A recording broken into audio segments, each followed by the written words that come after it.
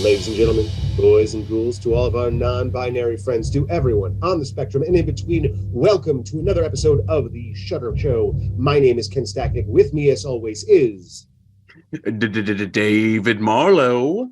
And not with me, as always, is our friend Andy Greene. Hey, Wait, but by Andy, the how way, you doing? not with me always. Does that mean I'm not here? That's kind of a No, confusing intro. but you're just not In our always hearts, with you are me. always Yeah, Oh. like Oh, David's always here with me because then it would Always. be a show. Yeah, it would just because otherwise it would just be me ranting into a microphone, which somebody might want. But Ken, we also have vials of each other's blood. Like, this is true. We have Oh. some real Yeah. Billy Bob Thornton, Angelina Jolie vibes going so on. we are always with each other. Oh, that's really Yeah. cute. Yeah. Yeah. It's kind of like a vampire thing, though. I'm imagining like that's what, I don't know. You might just need that for a little taste if you're without No. with each other. Yeah, no, actually, a lot of people Satiates don't me. know this, but Only Lovers Left Alive was actually based on me and David. But really yes, fun. guys, we are here with And artists. spoilers, I'm Tilda Swinton. I see the resemblance. Actually, I don't know. I'm just- David's looking more Tilda today. It's all Yeah, I'm going full beardless, and it really brings out the red in these luscious lips. And it's, man, this light does not make it look all that great. Well, speaking of a Oh. particular ginger skin tone, I Ah. guess we're talking about the movie this week, the 1976 movie by Brian De Palma. We're talking about Carrie, motherfuckers. Fuck Which, yes. hell yes, we are, because this movie, oh man, like we said last week that October was going to be nothing but bangers, and who boy are we not wrong. Carrie, as a rewatch for recently, this movie is a banger and a half. It kicks the door in. Brian De Palma screams, "Behold, my film dick is huge, and this movie is rad," and it's so good. It's so fun. This is the perfect movie to bring in Halloween, in my opinion, because it's just a bag full of fun. Andy, sorry, you're our guest. You should say things, and I should say Yes. less things. what would you like Yes. me to say? Well, Andy, you I are. find interesting. And so, okay, Andy, something yeah. fun and interesting. Well, this is my second time to Carrie, and I will say I had the exact same experience. I think the first time I was in there, it didn't. I will just say, like, I think the movie just like leapt in my mind in the last, like, I think it's been 10 years since I've seen it, and it is just so it ages really well, and I love it more this time. But we'll get into that. I don't think that's fun or interesting, but that was just sort of my, like, I mean, you said like the rad dick. This is a rad movie, but it's also a red movie too. And I think we get that red of the holiday. Like, I'm just seeing red right now, and I have a little anger in me. I'm very excited to unleash that, hopefully in a safe way.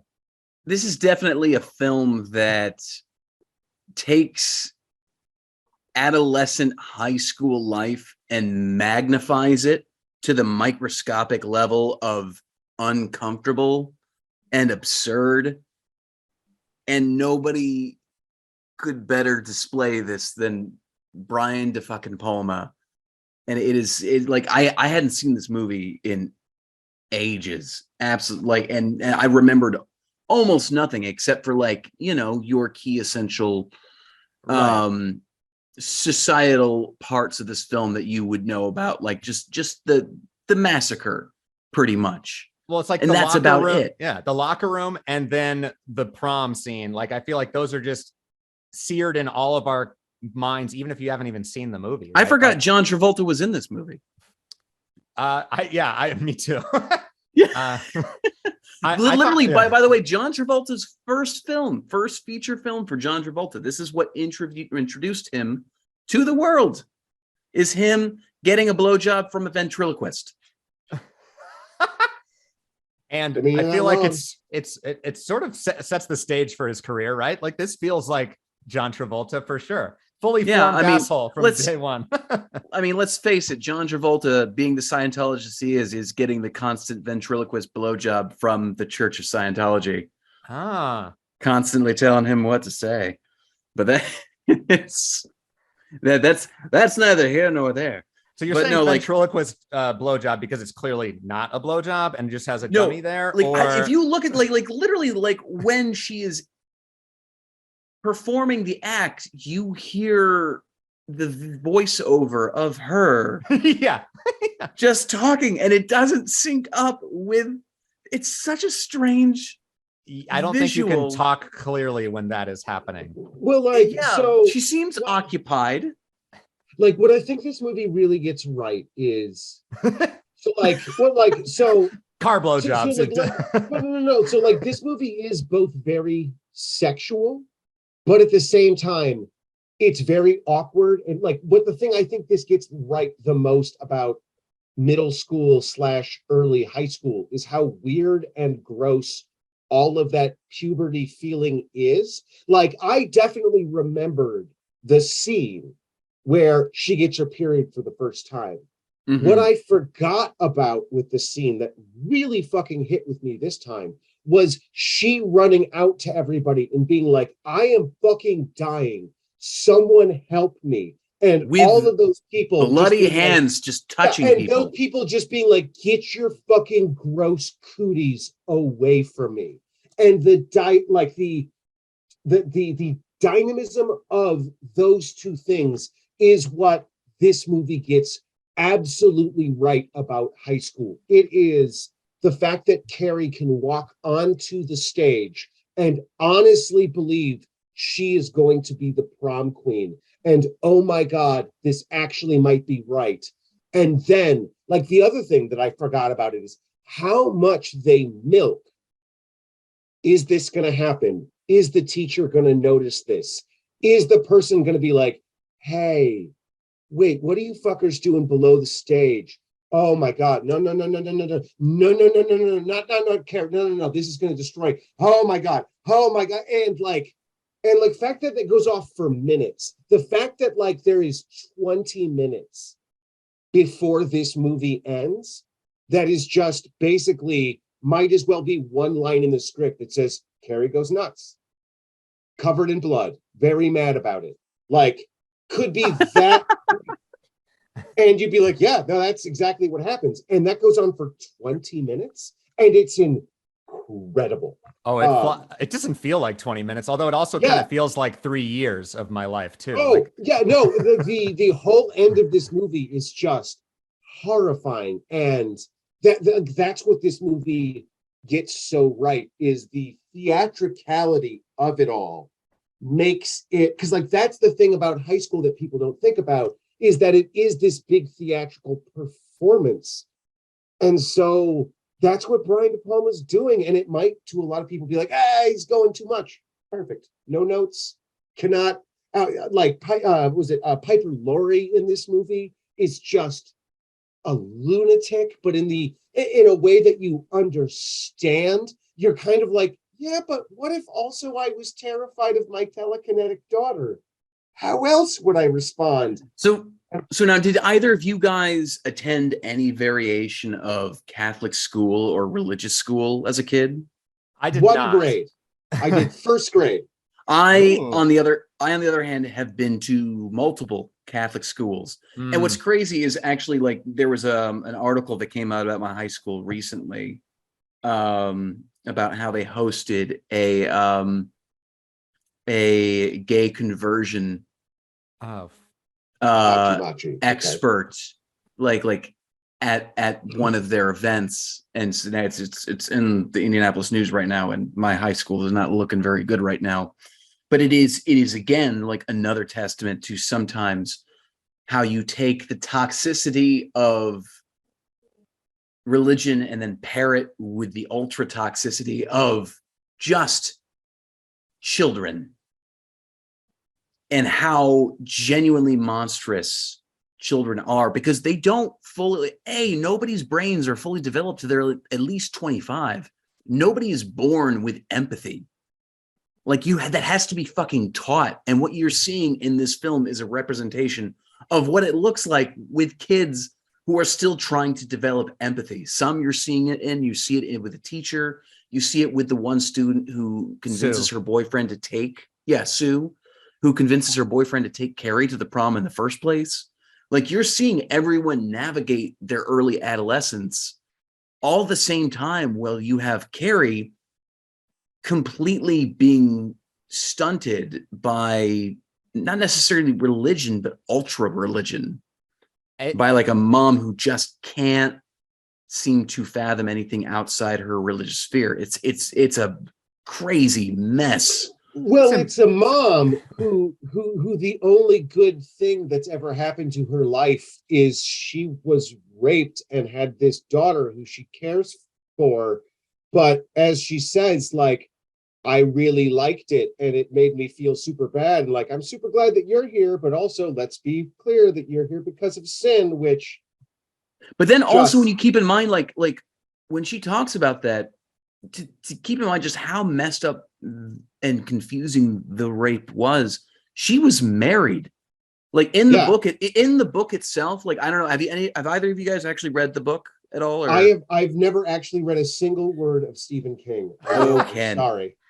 Ken, it is. Yeah, I can top man. that. Yeah, I have not read Carrie. I'm aware. But, I'm aware that someone just gasped. So for one thing, like how Carrie developed, Carrie originally had a sister, and that's kind of what was used for the plot of Carrie to the Rage. They kind of took a little bit from that storyline. But the whole thing was that the mother got married in an ultra religious family, but then was still convinced that the act of sex and the act of enjoying sex was in and of itself a sin. And so she pretty much told her husband, we will never consummate this marriage. It will be a sexless marriage. We will not live in sin. Imagine being a husband and finally getting to do the deed, then all of a sudden just be like, yeah, no, it's never going to happen, ever. And then all of a sudden having all of this weird confusion on both sides, and then birthing a child completely based on that. And then the husband just leaves. And that whole abuse system continues to happen. And how she actually develops her powers in the book was that there was a neighbor of hers that was sunning outside in her backyard in a bikini. And so Carrie was outside at the same time, and she goes up to her and she asks her, what are those? And she's referring to her breasts. And she refers to dirty pillows. Yeah. And that's the thing. She goes like, what are those? The dirty pillows. That's where the phrase comes from, is when she first asked this woman what they were. And her mother loses her fucking shit and then accuses the woman of trying to corrupt her daughter. And it becomes this whole thing. And then the mother of that woman goes, and to get back at her, buys her just another bikini. Skimpier, hopefully. Yeah, skimpier. And then here's the thing. From there, that's when her power manifests, and there is a small meteor storm, which is exactly what was supposed to happen at the end of the film Carrie. In fact, Brian De Palma originally had planned to shoot a scene in which Carrie makes it rain meteors, rocks. And that's what. So if you look at the actual cut, you will see little boulders going through her house. But the way that they built the model, the mechanism that was releasing them jammed, and they were losing light, and they weren't going to be able to get it. And so Brian De Palma just like, fuck it, nix it. A lot of the budget went to that. The producers were really unhappy about it, but like it had to be cut. But they had already filmed the interior scenes first. And so if you look carefully in there, you'll see like little objects falling through her house. That's what that's supposed to be. And so there was going to be another scene that was going to be shot that got completely nixed at the beginning, which was when she got her powers.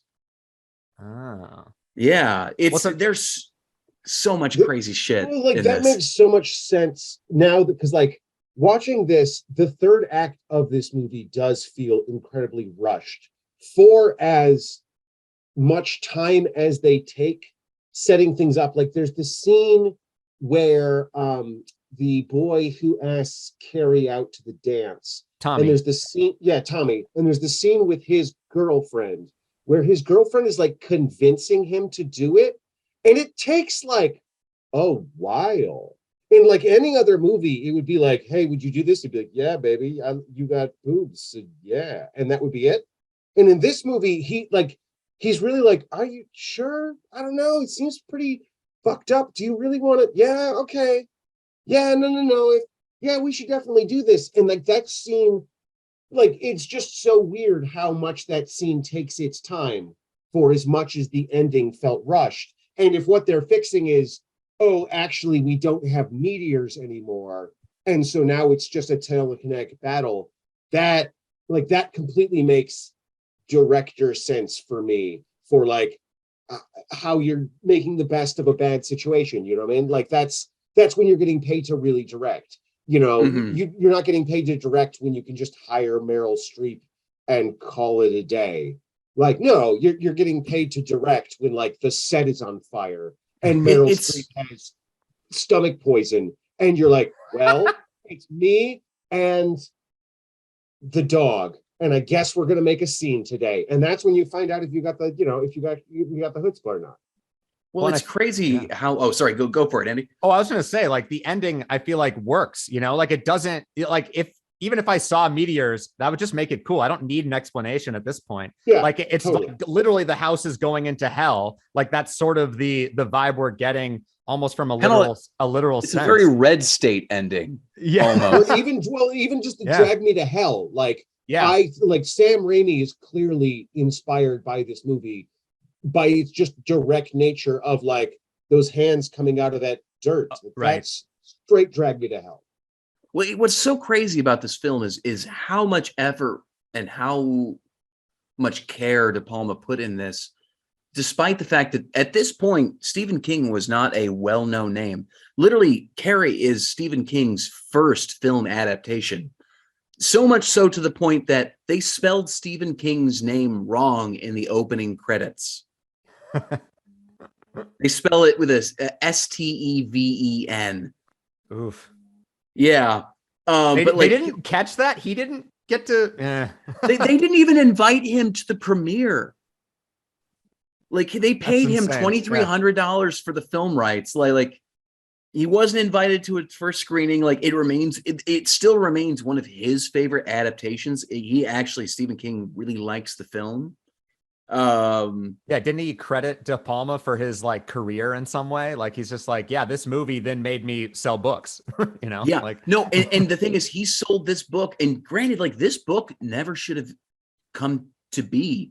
He gave up on it, and his wife found it in the garbage and read through it and said, why did you throw this away? He's like, it's too long for the magazines, because he would write short stories for magazines, some of them sometimes like nudie mags, and he's like, it's too long. I don't know where it's going. And she says, like, I like it, finish it. And so he does, and he pitches it and he sells it at first for $2,300. These guys were living on scraps. They were so broke at the time. And I was watching this interview with Stephen King. He's like, we were so broke, we had to disconnect our phone. We had to choose what services to cut off. It was either that or the baby formula. And this allowed them to put the phone back up. And then at which point he's like, okay. And then our agent told me most likely, like after all the sales went through, we'd be getting maybe 60,000. Maybe we can move out of this apartment. That 60,000 turned out to be 400,000. And he was finally able to move on and write another book. And I think that book was The Shining, if I'm not mistaken. I think it might be Salem's Lot, then The Shining. Salem's Lot. Yeah, no, you're right. Salem's Lot and then The Shining. But he was not a very well-known author at the time. And I believe he was also what started it all. I believe he was also on enough cocaine that he does not remember writing this book. It has been quite some time since I have read Stephen King. He did a lot of cocaine. Yeah, I feel like I need to start, I guess, if I'm just gonna Yeah, shit out no, some I like, yeah, Carrie. my understanding is like, Man, Carrie Adderall is really hard to get a hold of right now, and I'm just thinking cocaine might be the substitute. Yeah, no, no, yeah. My understanding is Carrie was both they got, oh man, my wife totally saved me. Also, cocaine, actually, I wrote a really good book. I guess I should keep doing that. I can now feed my cocaine habit. And Yeah, I feel like exactly, De yeah. Palma can definitely appreciate some cocaine. Oh, like there's a man who, oh man. Okay, so and well, you can just feel it in the movie. Like this has some like coke vibes in it. Like that scene where they're in the tuxedo shop is so fucking weird. There's like the Alvin and the Chipmunks fast forward thing. Like I just love the clash of tones in this movie. I think it works because, like you mentioned, like it's very sensual, sexual in some ways, but also so awkward and repressed. Like that's really the tension in the movie. Is well, that like yes, no, no, exactly, and it's also stuff like, so if you, I was talking to my sister about because like I watched this movie again with, and I called my sister and I was like, hey, so I think it would be irresponsible as a white cis man to just not talk to a woman about the opening of Carrie because holy shit, is this movie insane. And yeah, and we talked a lot about what's it called, let's see here, the Pen 15 show and how well it I've did a seen great that. Very job. good show, by the way. Yeah, doing a great job of contextualizing and elaborating on the awkwardness that you get in that you get in junior high. But the other thing I realized was Brian De Palma, for a guy who is known for some super sleazy shit, like Dress to Kill and Body Double are sleazy ass movies, like some real 42nd Street sleazy porno theater dirty. And I gotta say, he shoots Sissy Spacek with a lot of restraint and a lot of like, it's about Respect? as sexy. Well, yeah, like it is. Well, her husband was on set too, so there's that. Well, but you know what I mean? Like for a movie that could have been that leery, it was shockingly respectful for a movie that, yes, is showing a woman having her period for the first time. But it wasn't like, look at all the crease. You know what I mean? Like it wasn't gross. It wasn't, God, like, because Body Double is such a, I love that movie, but I need to take a shower when I'm done with that movie. It is a lot of showers in yeah, Carrie too. Yeah, I mean, yeah, but like Carrie, at least I feel like I forgot that the title screen was during the shower. Like while I was watching, I'm like, okay, for the Instagram, I'm going to get the title of the thing. I'm going to post it in. And it goes to the shower scene. I'm like, and nope, can't do that. The opening scene is so interesting in terms of like, I mean, because I think I agree with you in terms of that it feels very respectful, but it also opens with like 40 seconds of panning of naked women. But we get full bush on that one. But at the same time, I feel like it's definitely just contrasting the two. Like they're all together. They're so like there's a bravado about their body. There's no shame whatsoever. And then which is healthy. It was actually like which I mean, you go to Europe and like they're like, yeah, no, it's pretty standard. Like I don't see the problem with this. Like I think I'm just trained to think that was like, oh, this is lurid, but it didn't feel like that. It felt sort of accurate, and it also was making a thematic point. And then contrasting with Carrie, who was having this, I thought that was more sensual, but it was also like this, the only time in the movie where she sort of feels like she's actually, until the end, like in her body, exploring it and like feeling okay about herself. Like it's very sensual. And then all of a sudden there's an intruder, or like all of a sudden the literally the most horrifying thing I can think of happened. Can you imagine like not even knowing what a period is and then that happening? Like that, to me, that speaks to a whole societal level of fear that I feel myself. Like I could never speak to obviously having a period, but just the idea of like not being told stuff. Like I feel that every day. Like, and she was genuinely upset at her mom. Like, why didn't you fucking tell me that this was a thing? You've had all this time to prepare me for this. And like, and that's a genuine thing to ask your parent if they don't fill you in on that. Like what's wrong with you? And it's so, well, and it so shows her mom that she just thought she could repress a period from her daughter, like that. Oh, unless you sin, you won't actually become a woman, or you won't ever bleed. Like that's her, how fucked up she is. And it's really just passing on the trauma and the abuse and it's so. But what's kind of Ugh. nice though in this film, though, at the same time, you see her pushing back against that before she goes to the prom. She literally says, like, no, I'm going to be my own person. Yes.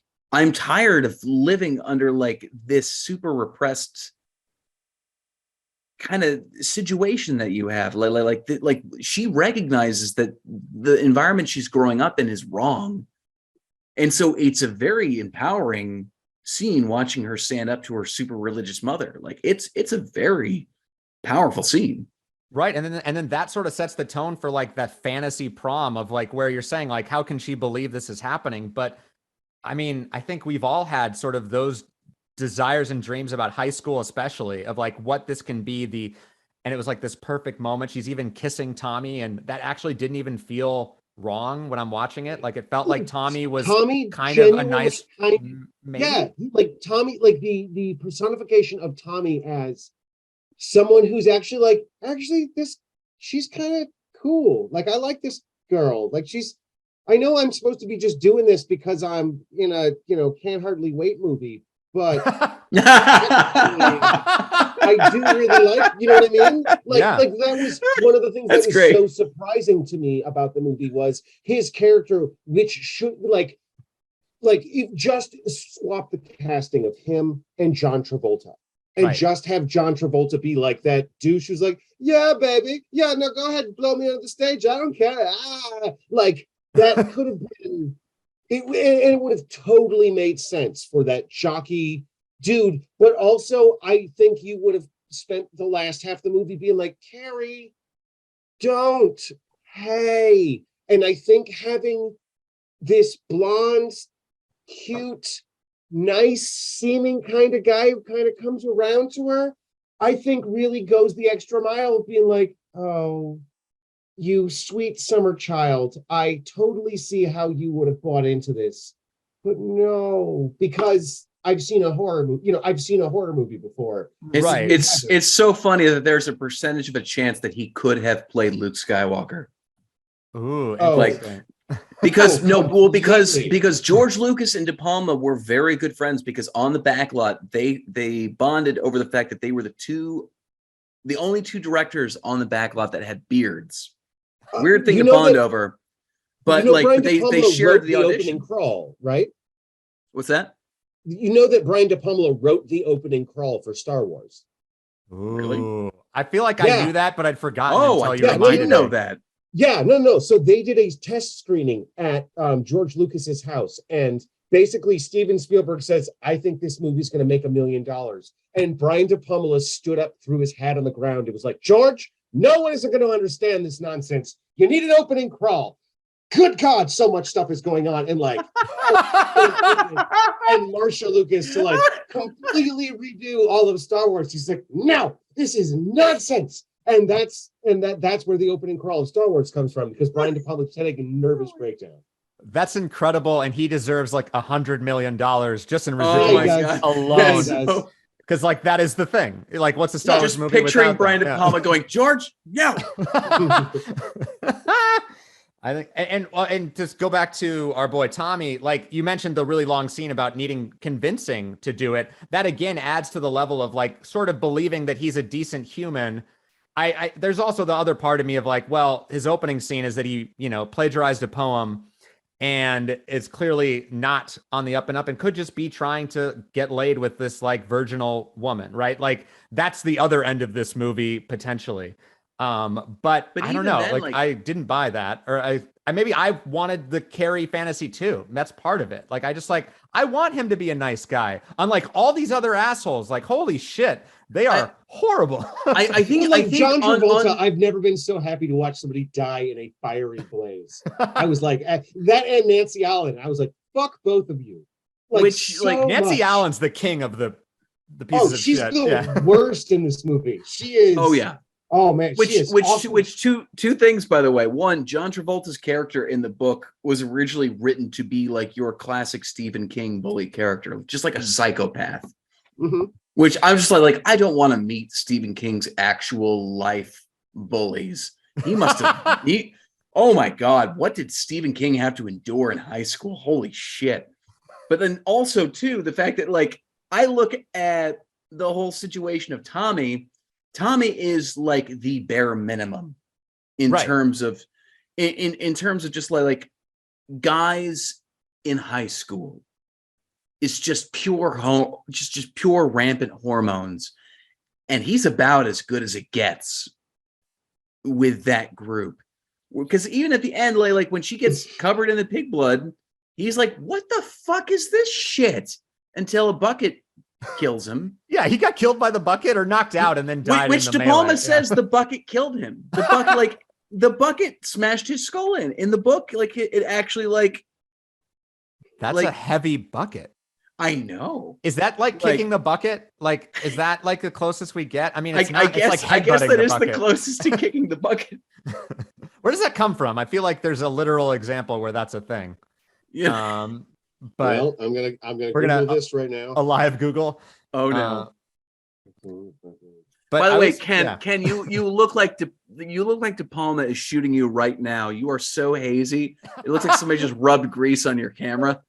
Oh my God, this movie looks like an after school special and then gone real bad. Like that's what it is. Ken has really committed to the De Palma look right here. Is what we're looking love at. it. Yeah, the whole movie is literally just like a little bit of Vaseline smeared on the lens. There's always it's always got that William Shatner kind of fucking filter on it. Yeah. Yeah, it's got like the green edge light or like some weird colored edge light always. It's such a weirdly naturalistically theatrical movie, and that's such a hard weird line to walk. But I don't know very many other movies that do that have the artifice but also have this reality. Like, I'm sorry, like the scene of her in the bathroom at the beginning of this movie is one of the most like raw, horrifying, realistic scenes I've ever seen. And then it's also this movie with this fucking gauze filter and dirty pillows and green, like, and just like in everything is this big, everything is split diopters or split screens or big long crazy takes. Even scenes that like the one with Tommy, which it's just the split diopter in the like in the classroom. It's just his face is so it's and you're talking about like that shot where literally both the distant and the close up are completely focused, right? Yeah. So what that is okay. that's called so what that's called is a split diopter, which is essentially you are taking, so there's a lens, right, that's on the camera. And then there's a second lens that you are now putting like a filter on front of the camera lens. And so you are able to set the focus on the actual camera lens. But then by positioning the other person in relation to the other lens, you can create two focuses at the same time. So you can have something like this close to the camera and be in focus and all the way back there. It's actually a very complicated thing to do. And boy, does Brian De There Palma were a shit ton of complicated shots. There is one shot oh my God, yeah. during the prom that took literally over 30 takes. And because there were so many moving parts going on during that scene, like somebody, like the cameraman wasn't hitting his mark properly, or it was just like all these different things. It got so difficult to shoot that the producer on set literally came up to him and had a shouting match with De Palma. And De Palma pretty much, like the producer was saying, you need to simplify this and we need to get on with the shooting schedule. And De Palma's like, this is 100% necessary. Either you let me do what I need to do or I quit. Yeah. Like De Palma was literally willing to quit on the spot after like this shot that was taking like over 30 takes. It is insane the amount of work that he put into this shit. So you have to. So like this is a hill that I will die on. As a director, you only have one piece of power, and that is to say, then you should do it yourself and to turn around and walk away off set, because otherwise they are just going to make you do whatever they want you to do. And the only thing, and like this is a quote from David Fincher, is you have to not want to make the movie as much as they want to make the movie. And if they want to make the movie more than you, you will have the power. And if you want to make the movie more than they want to, they will have the power. And that is like, because here's the thing. Brian De Palma had to be right. He had to actually fucking make Carrie. We have to be having this discussion now. Otherwise, he's just some jerk who got fired for being too much of a weirdo. That is the game that you have to be right. You have to, you got to be Brian De Palma. You got to make the good movie if you're going to push your chips to the middle of the table. Otherwise, you never get to push your chips to the middle of the table. And then you have to be right when you make that bet. You know what I mean? Like any poker player can make a big bet. What makes a great poker player is collecting the money after you've made the big bet. Right. Yeah. The confidence is one part, but then having the goods in the other. I was actually going to bring it back to what you were talking about, like the complicated split thing. And I was wondering, Ken, like, what is he trying to say by doing that so much? Like like the visual language there, like, what is that? How does that connect with us thematically? Like to see the distance of them. I think what Brian is doing is so obviously there's like a very Rube Goldberg part of this. Like the whole thing is, how is Carrie going to get the pig's blood dumped on her? Like it was a spoiler alert for Carrie from a movie from 1976.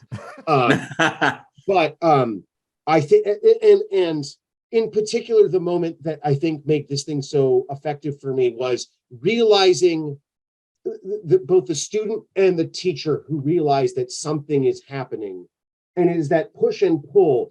That's so there's a very famous story about Hitchcock when they said, what's the difference between horror and suspense? And he said, oh, that's very simple. Horror is when a bus explodes on a bus, and suspense is when you see a bomb underneath a bus and then you cut to two people talking. And he's exactly right, because there's a bomb on the bus. So he predicted speed. Well, but it's the difference between the two. It's suspense versus horror. One is a shock, one is a jump scare, and the other one is you being like, so what you're saying is Speed is a suspense film. Speed. So one of the best examples action of this suspense, yeah. Well, so one of the best examples of this is in Scream, when Jamie Kennedy is sitting on the couch saying to Jamie Lee Curtis, Jesus Christ, Jamie, look out behind you. The killer is behind you. And then Ghostface in Scream is behind Jamie Kennedy, who is screaming at Jamie Lee Curtis, Jamie, look behind you. Jamie's speaking for Jamie. Yeah. Yeah, and that is pure suspense. That is what this movie gets right. This is everything that Brian De Palma, in the hands of a lesser director, this movie would just be, this bitch got mad and like torched everybody at this high school prom. And what's great, it's like a 20-minute drawn out, you're almost cheering for her, and at the same time you're horrified for her, and it's not going to end well. And that's what I think that Brian gets so right about this, is of course this is how this was going to end. You can't just push a girl like this and expect to get away with it forever. Like, this movie, it would be so easy to write this movie in the 90s or 2000s, and it would just be about an incel kid instead. It would just be Carl instead of Carrie. And he'd just be mean and mad. And the only difference is, instead of bringing the AR-15, he just bring his brain. Which also brings me to another interesting point about this film, is that this film, I mean, keep in mind it, the age that this film was brought up to. Like, Carrie at the time was on the 77th, was it number 77th on the list of most banned and controlled books. Specifically, A, because of the religious aspects of it, but also B, because it is a woman literally decimating an entire school. This is pre Columbine. Like, to parents, this was unheard of. To us, this is a Wednesday. Which is really fucked up. But which can we just talk about how fucked up that is? Well, also what's fucked up is that we're sort of on the side of the person killing everyone, right? Like, that's you know, Which that is- like, That's fucked up. I mean, we would never say that about any of the things that we're seeing nowadays, but like in this movie, Carrie's who But we this sympathize speaks to with. the genius of yeah, Brian De yeah. Palma. John Travolta and Nancy Allen straight up suck in this movie. Like in a real, Yeah. like no. The people who like, are taking down, get like their they are ass, the good Carrie. guy with a gun. John Yeah. Travolta and his girlfriend are the good guy with a gun. And this speaks to De Palma's like gift as a filmmaker, is that like in the book, not only does Carrie, like in the book, Carrie, like she gets the pig's blood dropped on her and she leaves the gym. She actually trips over the stage. While people are laughing at her, she leaves the gym, takes a moment, and then turns around and then literally massacres her entire high school, like her entire senior class, but then proceeds to go and then destroy her entire town. Now, do we see that in the film? No, because to De Palma, her high school was at that point her life. Yeah. And so it's like there are obviously budgetary restraints that they would have. It's like, but you don't need to see her destroying an entire town to understand that she is destroying her world.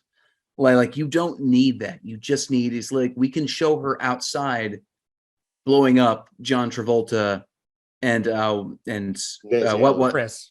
Yes. Nancy Allen, yeah. Yeah.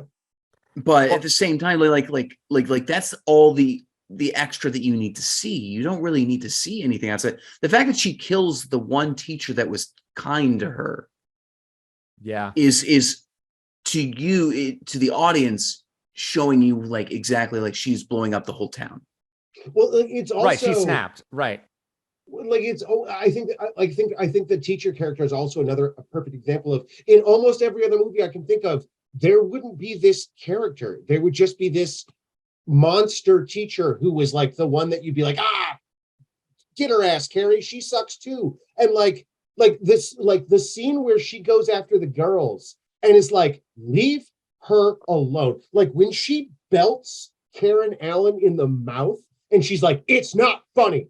Leave her alone. You're like, that is some real mama bear watched. Like, I'm not. That teacher should not be hitting her students, by the way. I've also got to assume that that's also the teacher who has seen this girl get away with this nonsense so many times. And she's like, oh, you want to see who the bigger cub is? Boom! And because like, it's not because there's a lot of movies in like 1940s. But in today's age, that would immediately be movies. like, and fired. Well, yes. Oh, yeah. But then there's a difference between, like, you know what I mean? Like, there is a slap that you give somebody when they're being hysterical, and there's the slap that she gives this girl, and it is a knock it off. It's not funny. I'm bigger than you, and I will have you. I will call the principal. It was a very sexy dominance that I'm like. I mean, but it is it was not a polite slap. It was like, you know what I mean? It was very violent. It was not open-handed. She punched that girl and was like, do it again. Take Carrie's name out of your fucking mouth. Like, which is just like, oh, okay. But what's even more fascinating too is that like she goes to bat for Carrie, but then when Sue tries to get her boyfriend Tommy to take her to the prom, she's like, okay, what the fuck are you up to? No, you're asking Carrie to the prom. Nobody asks Carrie to the prom. Mm-hmm. It's very double-sided. Even the teacher who stands up for her doesn't have confidence in Carrie. Yeah, she said, like, you'd look ridiculous next to Carrie. That was the line to me where I was like, I can see the first part of like, okay, something's up. Because also Carrie says that too. She's like, I think they're going to trick me again. So Miss Collins is like, okay, let me investigate. Because I mean, yeah, we've set the standard that she's going to be investigating like crazy. But yeah, that line also felt like, oh, maybe I don't trust her. Like maybe she doesn't completely think as highly of Carrie as she sort of pretends. Like she's kind of trying to make her over, but also, yeah, I don't know. She seems similar to like Tommy and Sue, where she's not 100% acting out of love or care. Like, I don't know. Like Sue to me is like acting out of guilt. Tommy just doesn't know what to do. And Miss Collins is like a confused mother, you know, kind of a thing. I don't know. Like her feelings are coming from such a good place where she's like, I don't understand what these motherfuckers are doing.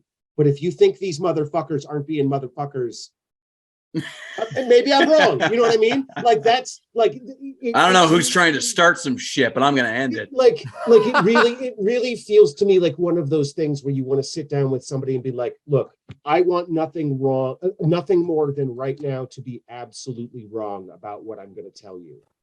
However, do not trust those fucking people. I would love nothing more to find out they are actually good people. Keep your armor on. Yeah, but like, please keep your shit like stay frosty, please, because there's just no way. And then and you see, and she makes it worse. By the way, she makes everything worse because of this. She just escalates everything. Like it's kind of on her. I'm blaming her now.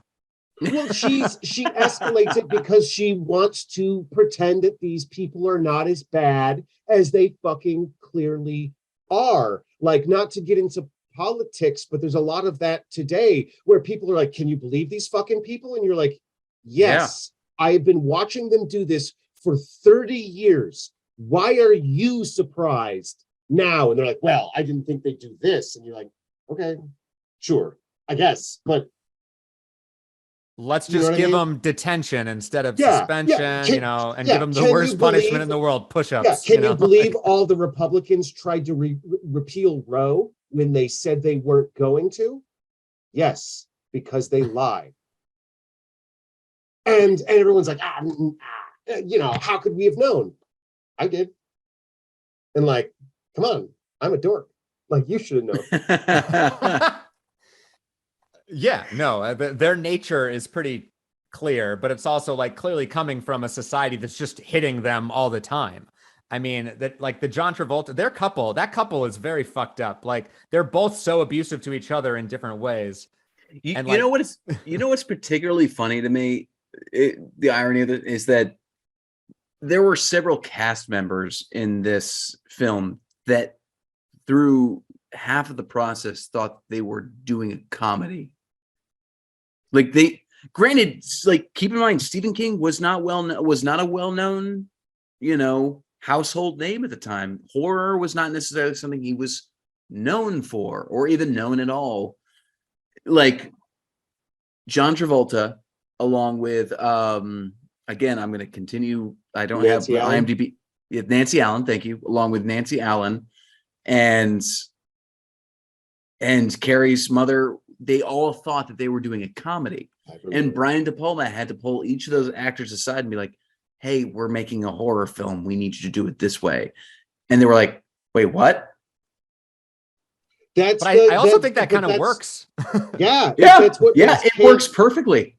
Well, it's what makes camp.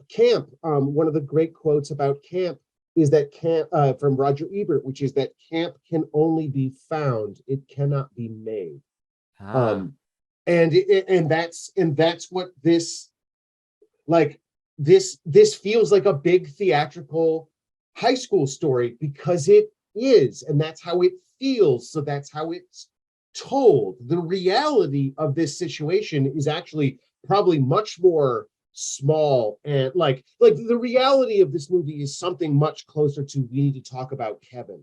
You know what I mean? Like, it is not what this is. This is great movie, by the way. Have you? Yes, incredible. I actually movie. have not seen Ezra Miller. Yeah, Ezra Miller sucks. But like, fuck Ezra Miller. But seriously, we need to talk about Kevin. Is an amazing film. Yeah, but like, that's what this movie gets the feeling of what that is correct, as opposed to the reality of what it's feeling being correct. That's a really good point. Yeah, I love that.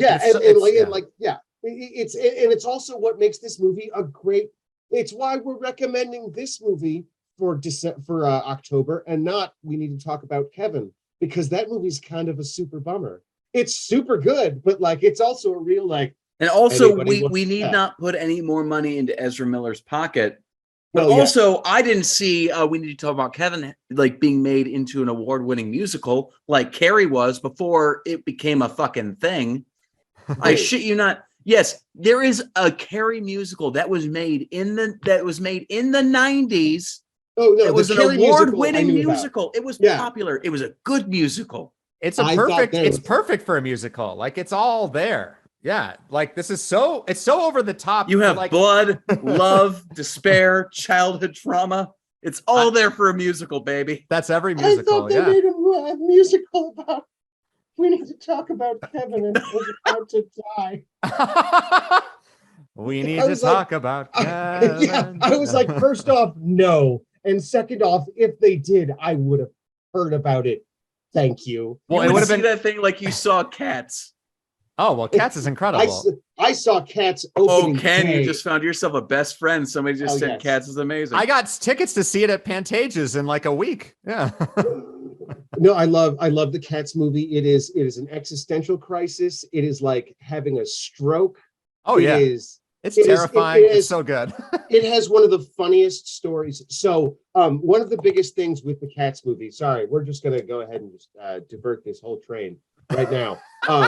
One of the craziest things about the Cats movie is that Tom Hooper, director of the $150 million movie Cats, doesn't know anything about special effects. So, every single shot that they did for the movie, he insisted would be rendered out to its final form before he would look at it, which is just is like saying, I want to see every page of my comic book inked and colorized before I approve the outline. And you're like, well, that's not how outlines work. That's not even what an outline is. Wow. Okay. You can't. So We're literally just talking about a comic book. Yeah. yeah. So Tom Hooper, the director of the $150 million movie Cats, is on set with Taylor Swift and Taylor Swift's dad, because it turns out if you make a movie with Taylor Swift, her dad shows up, because I guess that's a thing that you have to deal with. Why And- not? Yeah. Yeah, right on. So Taylor Swift's dad pulls Tom Hooper aside, the director of the $150 million movie Cats, and says, hey, Tom Hooper, my daughter, Taylor Swift, is about to do this big musical number. Wouldn't it be funny if before the big musical number, she sprinkled catnip over all the cats, and that's why they broke into song and dance? And then Tom Hooper, the director of the $150 million movie Cats, said with a straight face and without joking, what is catnip? And then Taylor Swift's dad explained what catnip was. Then Tom Hooper went ahead to explain what catnip was to the art department, where he was like, can you have a catnip bottle ready after lunch? And they were like, sure, Tom, this is the least nightmare thing you've asked us to do. And that is where, like, they gave this man $150 million to make a movie about cats, and he didn't know what catnip was. And I can't get a job? Ridiculous. I hate it. Hollywood is nonsense. And I'm that so mad. catnip part was incredible. Taylor Swift's dad, 100 points. Taylor Swift's 100 dad, points. To no Taylor points. Swift's dad. No notes. I love Taylor Swift's dad so much. He needed to be Taylor- on set that day. He knew. Yeah. He Yeah, knew. no, You know I what don't know how much he Carrie? got You know what paid, but Carrie that man needed? showed up Taylor and earned it. Swift's fucking dad. Carrie You're needed, not. no, you're not wrong. Carrie needed anybody in her life that cared and that actually listened to her and actually held her. Like she Carrie just could have wants to really be. done with Taylor Swift's dad. But just a bedazzled bottle that says pig blood. Oh my! Can we go to the This fucking episode pig is farm magic. I'm and just beat gonna the say that shit right out of now. a pig in this movie? They're so nonchalant about the way that they're going to get a incredible amount of pig blood. Like, I would have so many questions about, like, all right, but whose car?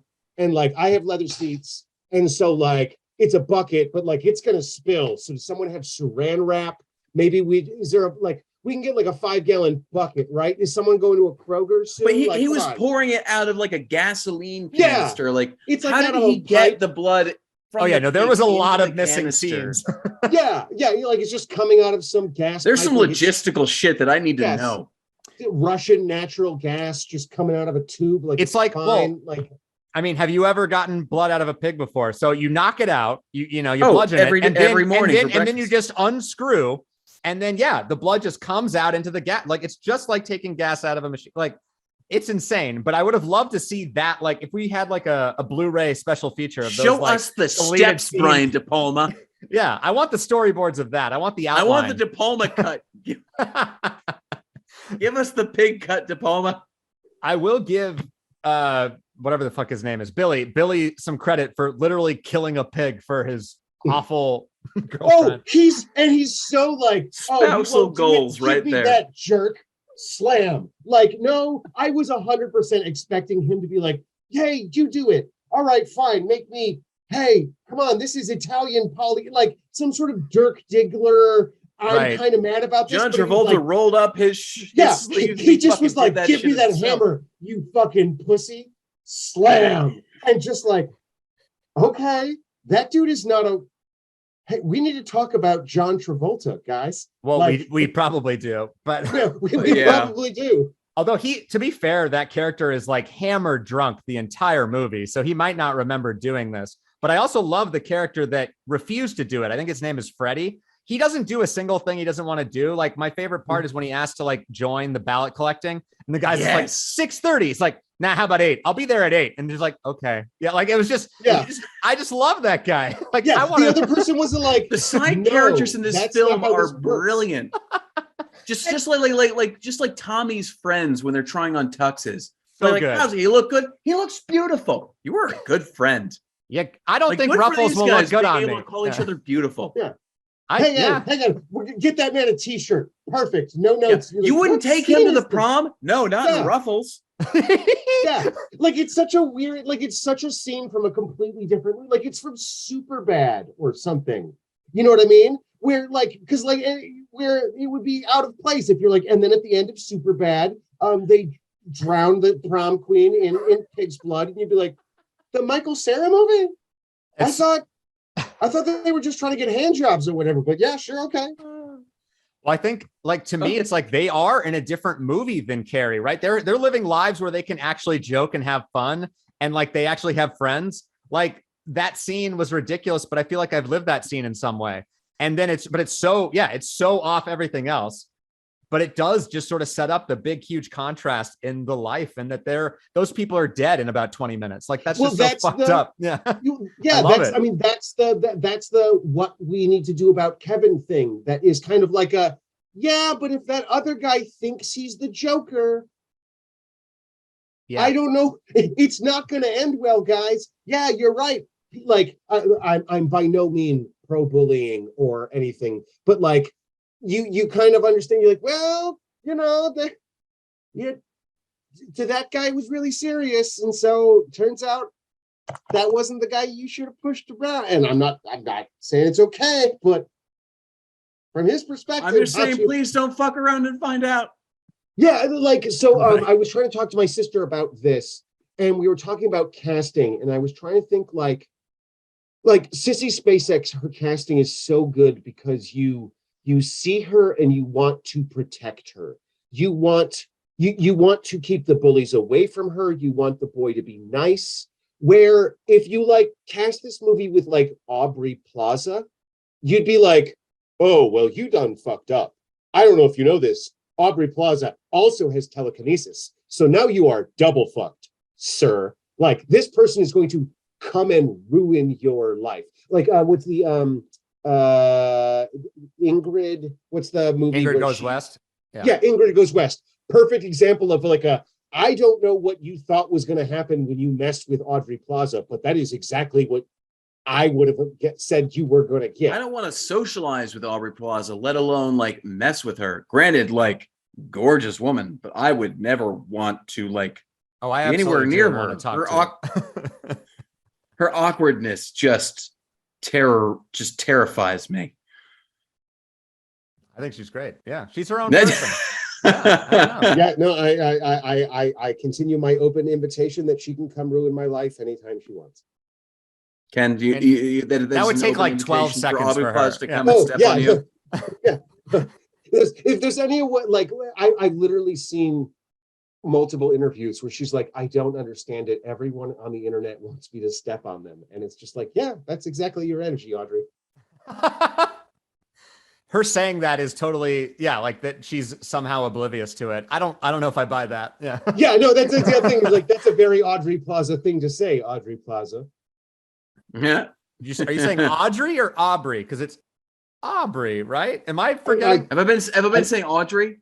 I think it's Aubrey. No, I think you're It's right. Aubrey. It's definitely Aubrey. Aubrey Yes. Plaza. Yeah. Aubrey with okay. a B. Yes. Yeah. I have like this is not my first whiskey I've had. I've literally been at a charity ball where I've had like 3 other whiskeys, and so yeah. Oh yeah, Andy, I didn't explain to you what did I explain to you what took me so long to fucking get here? Well, I think the audience needs to know.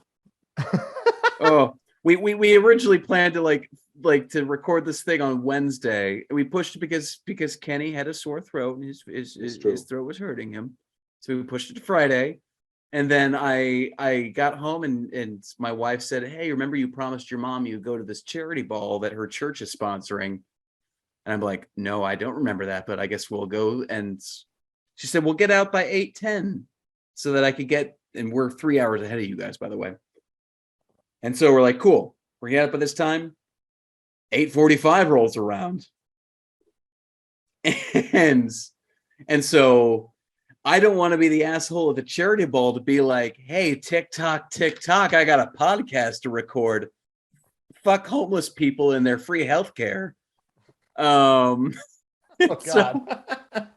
So literally, I start getting texts from David being like, "I swear we'll be home soon." And then Katie, his wife, starts texting me. She's like, "I have to pee and I'm very hungry." And then David texts me, "We're being pulled over right now." And I was like, "Hey man, you let me know when everything's worked out and we will record then." And everything seems to have worked out. So, could be worse. Yeah, I mean, my wife is currently at her neighbor's place hanging out with her puppy, and I might have snapped at her once or twice, and I owe her like 5 million apologies. and But you're that being- recording this from jail right now. Oh yes, it's Yeah. a nice jail. It's very nice, as you Yeah. can see behind me. The jail that is my spousal life that I love. Love my wife. I wasn't making that joke. You. Nah. Ooh. One thing I want to bring up, kind of as we're starting to wrap things up here, and I guess this is just a hill I'm going to choose to die on, and I guess the people on the podcast can agree with me or not.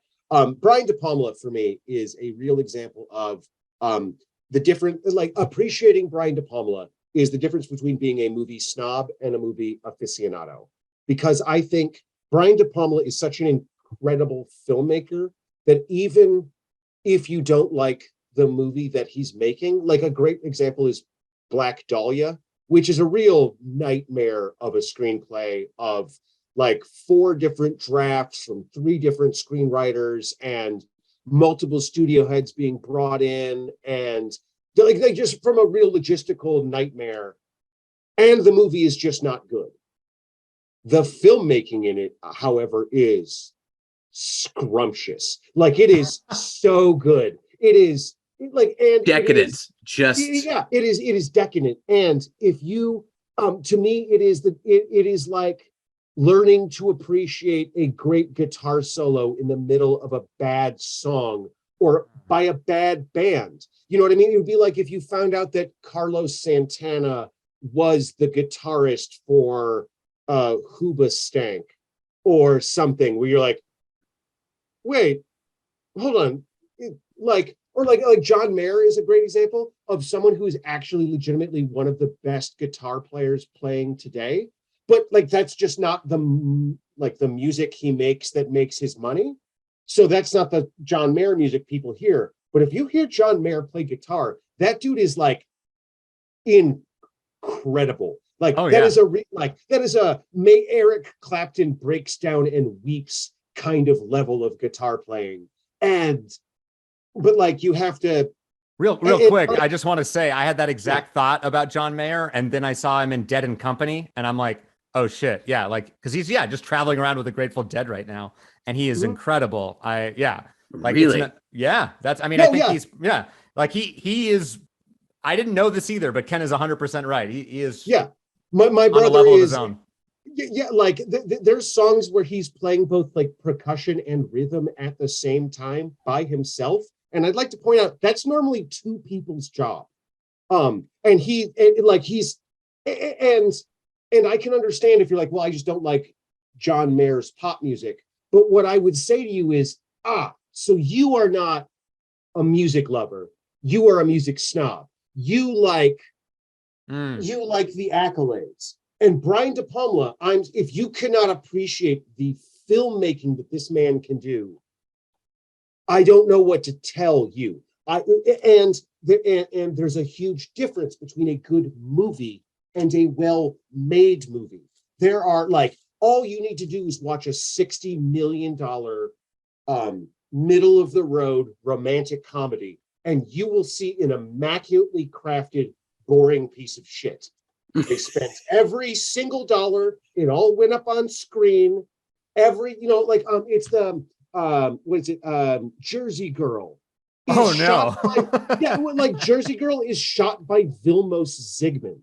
It is shot by one of the 5 best cinematographers to ever walk the planet, and it looks like a Kevin Smith movie because what's Vilmos going to do? It's a movie about Ben Affleck and his daughter and a play and Sweeney Todd, and so it looks. Imagine his disappointment as he was like, "God damn it." Well, but you know what I mean? He looks like the Ben Affleck meme.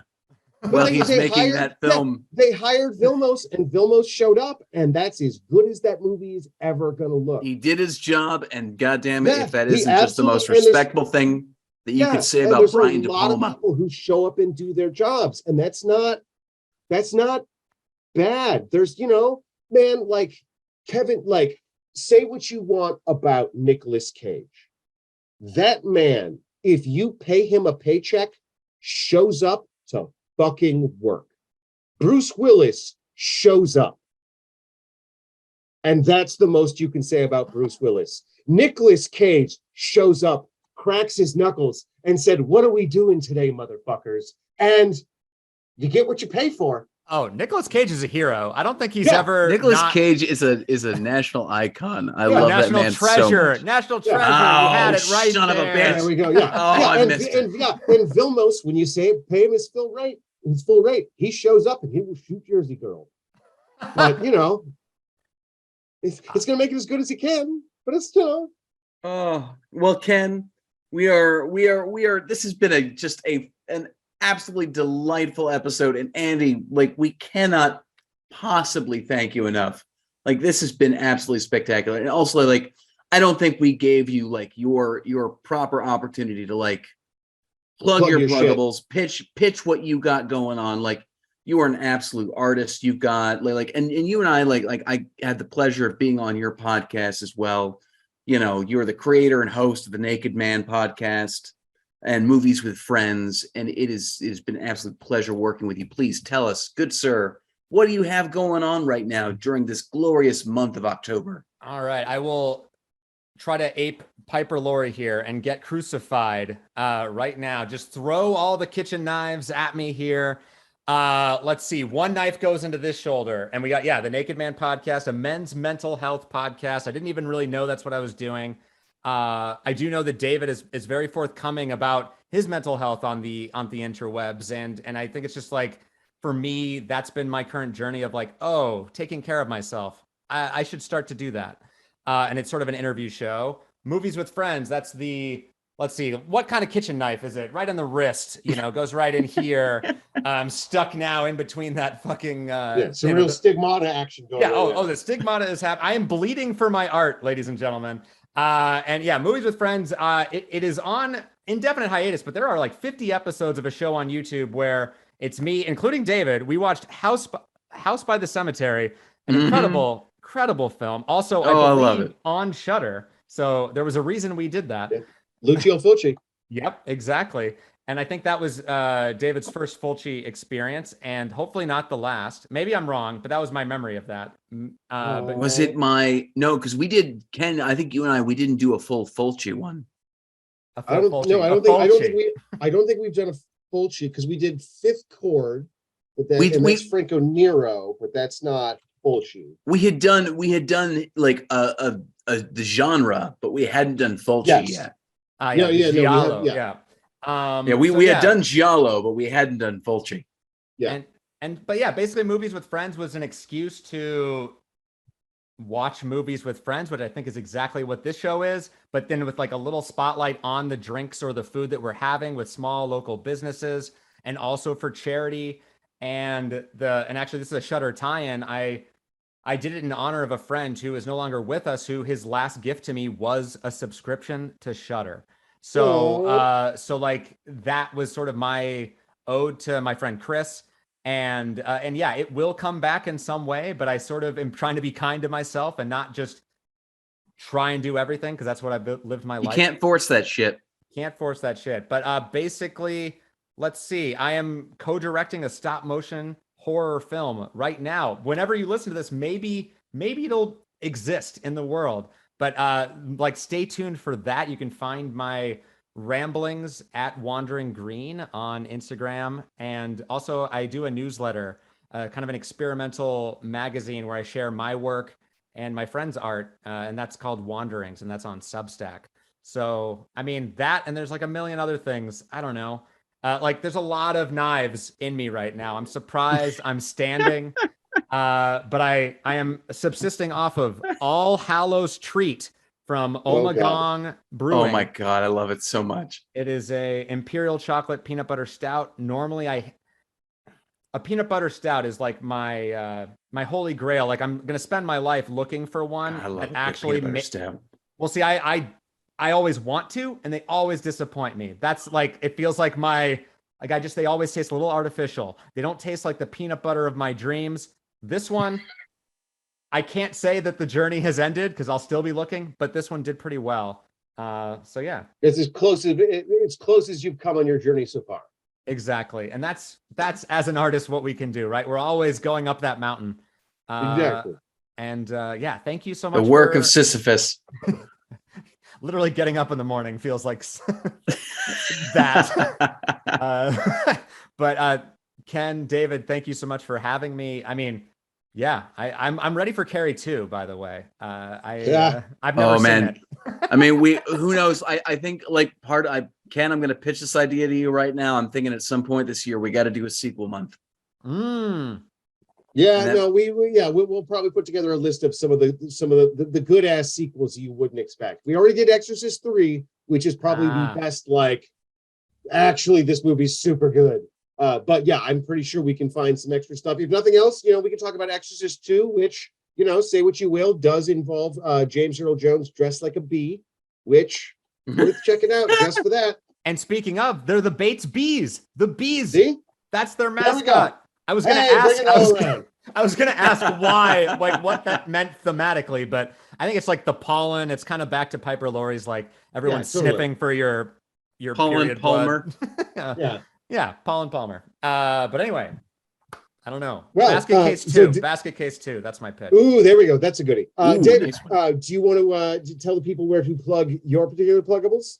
Absolutely, guys. You can follow us on Shudder_show, where I now I'm trying to get us as many active posts up there and try to interact with you guys as much as I can these days. You can follow me at _DW Marlowe, where I get up to my regular musings, everyday life happenings, woodworking stuff, and my cute, adorable puppy and wife. Ken, but what about you, good sir? Where can people find you? Yeah, they can find me on Instagram and Twitter at Ken Stachnik, KenStachnik. You can obviously find us on Instagram and Twitter at Shudder Show. You can also email us, shuttershow@gmail.com. And until next week, ladies and gentlemen, boys and girls, to all of our non-binary friends, most importantly, the biggest thing is always go fuck yourself.